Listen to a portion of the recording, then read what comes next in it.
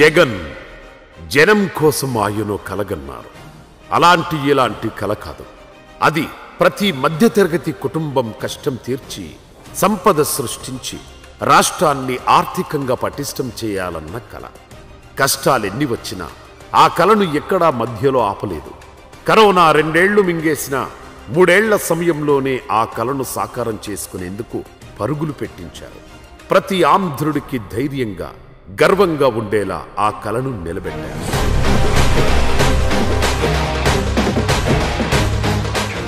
సముద్రం అంటే కంటికి కనిపించేంత దూరంలో నీళ్లే కాదు, అపార సంపదను దాచుకున్న జలనిధి.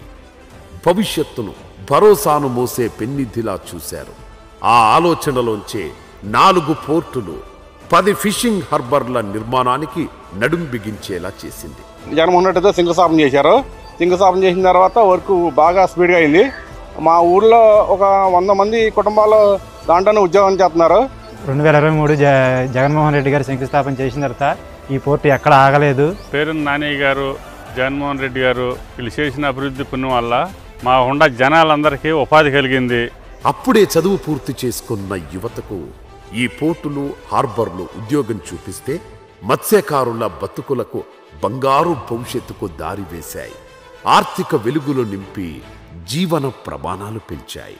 మరి ఇంతకుముందు ఉద్యోగాల నిమిత్తం వేరే రాష్ట్రాల్లో చేయాల్సిన పరిస్థితి ఉండేది. కానీ ఈ రోజున నా బాబు నా ఇంటి దగ్గర నుంచే వర్క్ చేస్తున్నారంటే అది చాలా సంతోషకరమైన విషయం. ప్రజెంట్ ఈ రోజు కూడా పోర్టు పనులు జరుగుతున్నాయంటే ఆ రోజున జగన్మోహన్ రెడ్డి గారు ఇచ్చిన నిధుల వల్లనే కానీ వాళ్ళ పోర్టు పనులు జరుగుతున్నాయి. ఇక్కడ పోర్టు సాగటం వల్ల చాలామందికి ఉపాధి కలుగుతుంది. ఎగుమతులు దిగుమతులు జరగటం వల్ల లారీలకు కానీ మరి కూలీలకు కానీ అనేక రకాలుగా పనులు జరుగుతాయి.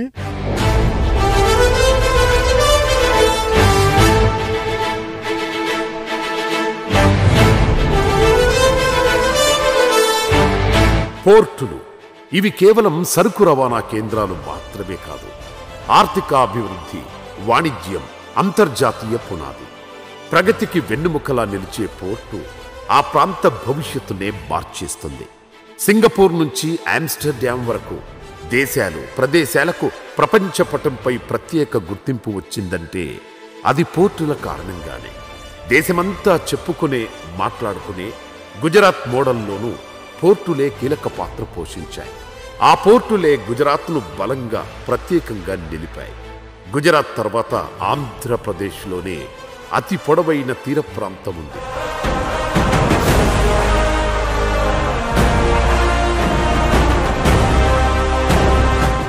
ఏపీలో తీర ప్రాంతం పొడవు దాదాపు 975 కిలోమీటర్లు.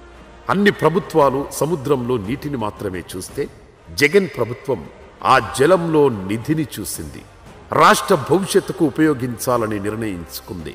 అలాంటి ఆలోచన సంకల్పంలోంచి పుట్టిందే 4 పోర్టుల నిర్మాణం.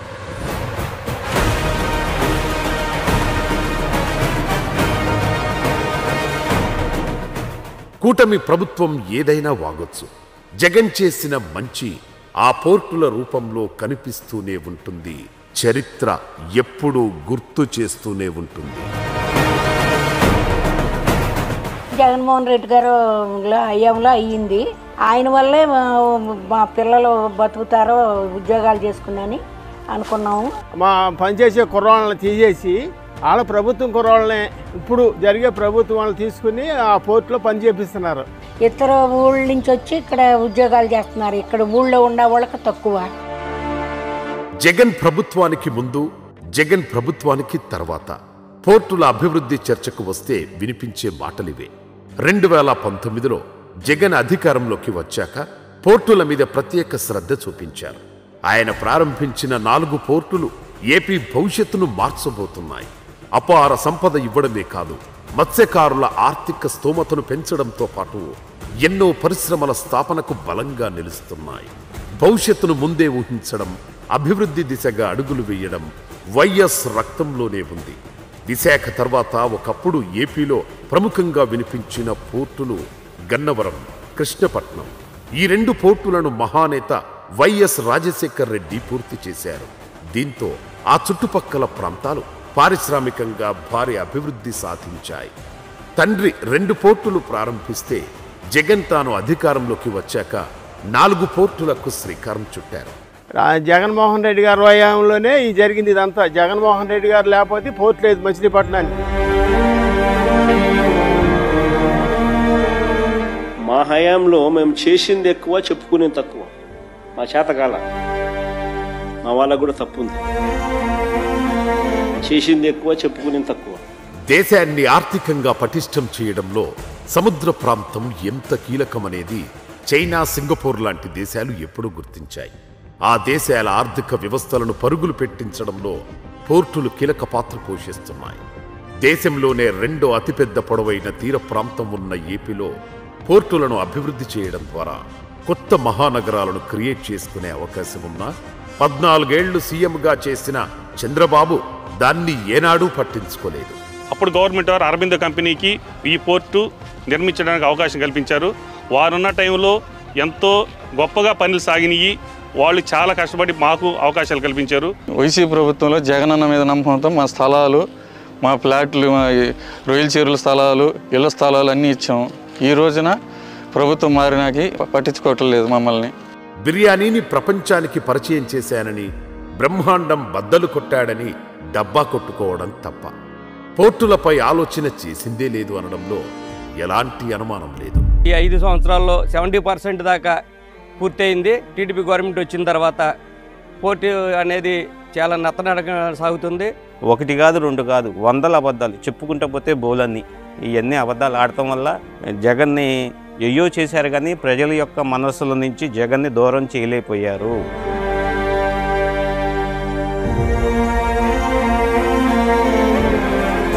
రామాయపట్నం, మచిలీపట్నం, మూలపేట, కాకినాడ గేట్వే పోర్ట్, 4 పోర్టుల నిర్మాణాలను స్పీడప్ చేసింది జగన్ ప్రభుత్వం. ఒకే టైంలో 4 పోర్టుల నిర్మాణం స్టార్ట్ చేయడం అంటే అది ఆల్ టైమ్ రికార్డు మాత్రమే కాదు, రాష్ట్ర చరిత్రలో ఆర్థిక ప్రగతిలో ఓ అద్భుతం. గొప్ప ఆదాయ వనరులను, ఉద్యోగ వనరులను స్వయం ప్రతిపత్తిగా యువకులు బతికేదానికి గొప్ప మార్గాన్ని, తలుపుని తెరిచినటువంటి జగన్మోహన్ రెడ్డి గారికి మా ప్రాంతం ఎప్పటికీ కూడా రుణపడి ఉంటుంది. 3,736 కోట్లతో రామాయపట్నం, 5,156 కోట్లతో మచిలీపట్నం, 4,361 కోట్లతో మూలపేట పోర్టులను రాష్ట్ర ప్రభుత్వం నిర్మించగా, కాకినాడ సెజ్లో గేట్వే పోర్టును 2,123 కోట్ల రూపాయలతో అభివృద్ధి చేస్తున్నారు. జగన్ హయాంలో పోర్టు పనులు ఎంతవరకు జరిగాయో ఇప్పుడు అక్కడే ఆగిపోయాయి.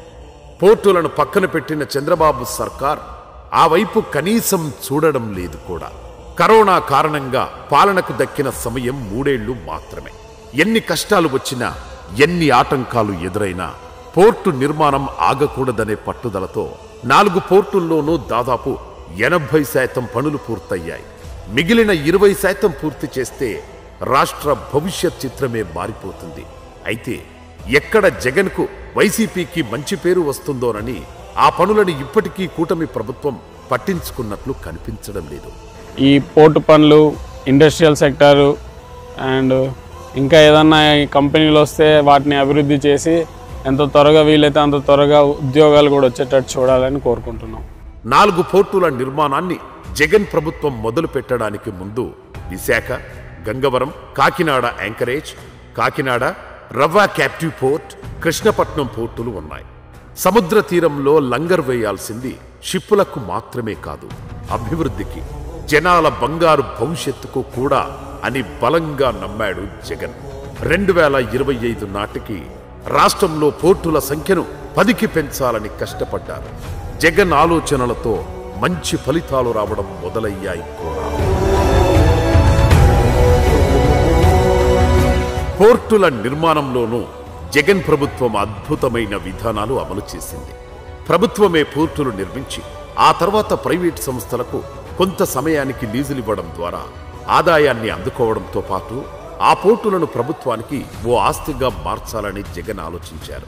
క్లియర్గా చెప్పాలంటే పోర్టు ఏరియాలో 1 ఎకరా భూమిని డైరెక్ట్గా ప్రైవేట్ సంస్థకు అప్పగిస్తే వచ్చే ఆదాయంతో కంపేర్ చేస్తే అదే ఎకరా స్థలంలో ప్రభుత్వమే నిర్మాణాలు చేసి అభివృద్ధి చేసిన తర్వాత లీజుకిస్తే 10 రెట్ల ఆదాయం వస్తుంది.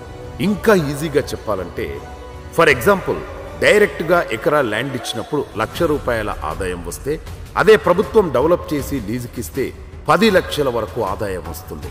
ఇలా ఇన్కంతో పాటు ఆ ఆస్తి కూడా ప్రభుత్వం చేతుల్లోనే ఉంటుంది, అంటే జనం చేతుల్లోనే ఉంటుంది. జగన్ చేసిన ఆలోచన అర్థం చేసుకోలేని పార్టీలు గంగవరం పోర్టు విషయంలో అడ్డగోలు వాగుడు వాగిన ఘటనలు ఎన్నో. చంద్రబాబు వల్ల ఏం అవ్వాలా, అంతా నేనే తెచ్చాను, ఇదంతా నా వల్లే జరిగింది. ఈ బీచ్ కాడికి వచ్చిన వాళ్ళు ఎవరైనా ఏదైనా జరిగిన వాళ్ళు ఉంటే గవ్వ వచ్చి అన్నీ వేసుకుని బుధాన్ని వేసుకుని అంతా నేనే చేస్తున్నాను, నేనే జరుపుతున్నాను అంటాడు. ఆయన వల్ల ఏమి జరగల. ఇక 2030 నాటికి దేశవ్యాప్తంగా ఎగుమతుల్లో 10% వాటాను చేజిక్కించుకోవడమే కాదు, టాప్ 3 రాష్ట్రాల్లో ఒకటిగా ఏపీని నిలపాలన్న లక్ష్యంతో జగన్ సర్కార్ అడుగులు వేసింది. పోర్టులను ఆధారం చేసుకొని చుట్టుపక్కల పరిశ్రమల ఏర్పాటును వేగవంతం చేయాలని జగన్ ప్రభుత్వం ప్రణాళికలు రచించింది. రామాయపట్నం, మచిలీపట్నం, మూలపేట పోర్టుల దగ్గర భారీ పారిశ్రామిక పార్కుల నిర్మాణానికి సంబంధించి అప్పట్లో 3 IAS అధికారులతో కమిటీ వేశారు కూడా. అది మంచి ఫలితాలిచ్చింది. ఒక్క రామాయపట్నం పోర్టు సమీపంలోనే ఇండోసోల్ కంపెనీ 75,000 కోట్ల ప్రాజెక్టు నిర్మాణానికి ముందుకు వచ్చింది. 90,000 కోట్ల పెట్టుబడి పెట్టేందుకు BPCL రెడీ అయింది. ఇక రామాయపట్నం పోర్టుకు సమీపంలోని చీమకుర్తిలో గ్రానైట్ పరిశ్రమలు కూడా వెలుస్తున్నాయి. ఈ కంపెనీలతో లక్షల మంది స్థానిక యువతకు ఉపాధి అవకాశాలు దక్కడంతో పాటు రాష్ట్రానికి భారీగా ఆదాయం లభిస్తుంది. ఇదంతా ముందు చూపుతూ చేసిన ఈ పోర్టు అనుసంధానం చేసిన డెవలప్మెంట్ల కారణంగా ఈ ప్రాజెక్టులను వచ్చినాయి. కానీ మేము భూములు ఇచ్చి అన్ని విధాలుగా నష్టపోయాము. ప్రభుత్వం మారిన తర్వాత ప్రభుత్వం 70 మందిని తీసేసింది. కానీ ప్రతి ఒక్క పిల్లలకి 70 మందికి సోలార్ కంపెనీ జాబులు ఇచ్చి తర్వాత వాళ్ళు మీరు మానేయమని చెప్పారు. జగన్ ఏ మంచి చేసినా ఏదో ఒక యాగి చేయడం టీడీపీకి, కూటమి పార్టీలకు అలవాటే. ఒకటి మాత్రం క్లియర్, మిగతా రంగాల్లో ఉపాధి అయినా, ఉద్యోగాలైనా, ఆదాయమైనా కొన్ని వర్గాలకి. పోర్టులు అలా కాదు. ఆదాయపరంగా సమాజంలో ప్రతి వర్గానికి మేలు చేస్తుంది, ప్రతి ఒక్కరికి లాభమే. ఈ ఆలోచనే బృహత్తర కార్యక్రమాన్ని భుజానికెత్తుకునేలా జగన్ను ముందుకు నడిపించింది. 4 పోర్టుల నిర్మాణానికి నడుం బిగించేలా చేసింది. పనికిరాని ప్రత్యర్థి పార్టీలు జగన్ చేసిన మంచిని తక్కువ చేసి చూపిస్తుండొచ్చు. అయితే ఆయన ప్రతి పని జనం గుండెల్లో ఉంటుంది, చరిత్ర గుర్తుంచుకుంటుంది. చివరగా ఒక్క మాట, రాష్ట్రంలో పోర్టులంటేనే గుర్తుకొచ్చేది వైఎస్ కుటుంబం. అప్పుడు పెద్ద ఆయన 2 పోర్టులను అందుబాటులోకి, తండ్రికి తగ్గ తనయుడుగా జగన్ 4 పోర్టుల నిర్మాణ బాధ్యత భుజానికెత్తుకున్నారు. నాంది రాజశేఖర రెడ్డి పలికితే దాన్ని పూర్తి చేయటం, కళ సాకారం చేయటం, కళ్ళ ముందు దాన్ని వాస్తవ రూపంలోకి తీసుకురావటం జగన్మోహన్ రెడ్డి గారు చేసినటువంటి గొప్ప మనిషి. ఇది చాలదా విజన్ ఉన్న నాయకులంటే ఆ తండ్రి కొడుకులే అని చెప్పడానికి?